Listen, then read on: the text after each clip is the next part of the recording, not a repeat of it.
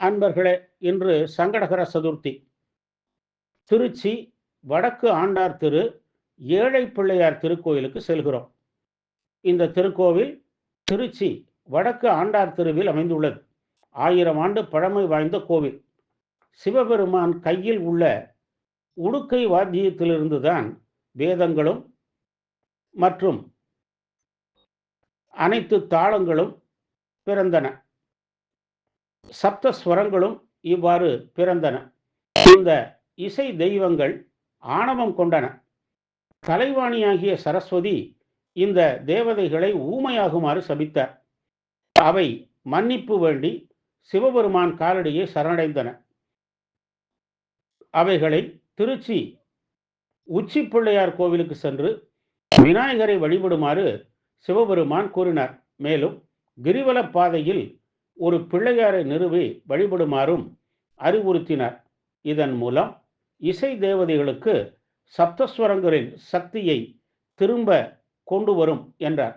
அவைகளும் இவ்வாறே விநாயகரை வழிபட்டு தங்கள் இழந்ததை மீண்டும் பெற்றார்கள்.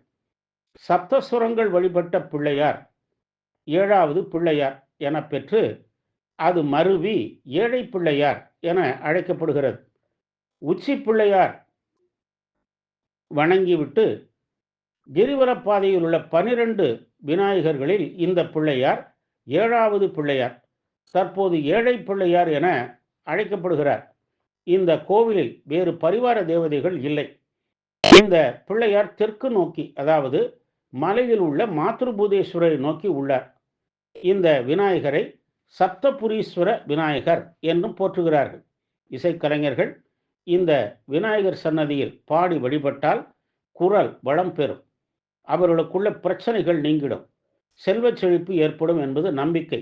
மேலும் மந்த புத்தி உள்ள குழந்தைகள் இந்த ஆலயத்தில் அமர்ந்து இவரை வழிபட்டு அபிஷேக தீர்த்தத்தை பருகினால் நாளடைவில் குணம் பெற்று மன வளமும் உடல் நலமும் பெற்று வளமோடு வாழ்வார்கள் என்பது ஐதீகம்.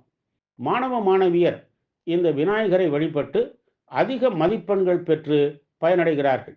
இந்த விநாயகர் தெற்கு நோக்கி இருப்பதால் இவரை வழிபடுவோருக்கு எந்நாளும் யம பயம் கிடையாது, மரணமில்லா பெருவாழ்வு பெறுவர். மேலும் இந்த பிள்ளையார் மலை போல் உள்ள சிவபெருமானையும் அம்பாளையும் நோக்கி இருப்பதால் இவரை வழிபட குடும்ப ஒற்றுமை உண்டாகும்.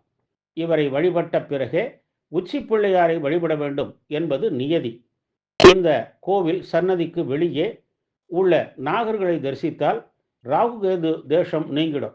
இந்த கோவில் சங்கடகர சதுர்த்தியும் விநாயகர் சதுர்த்தியும் விழா நாட்கள். குரல் வளம் உண்டாகவும் சொல் வளம் உண்டாகவும் குழந்தைகளுக்கு ஏற்படும் நோய்கள் நீங்கிடவும் இங்கு விநாயகரை பிரார்த்தனை செய்கிறார்கள்.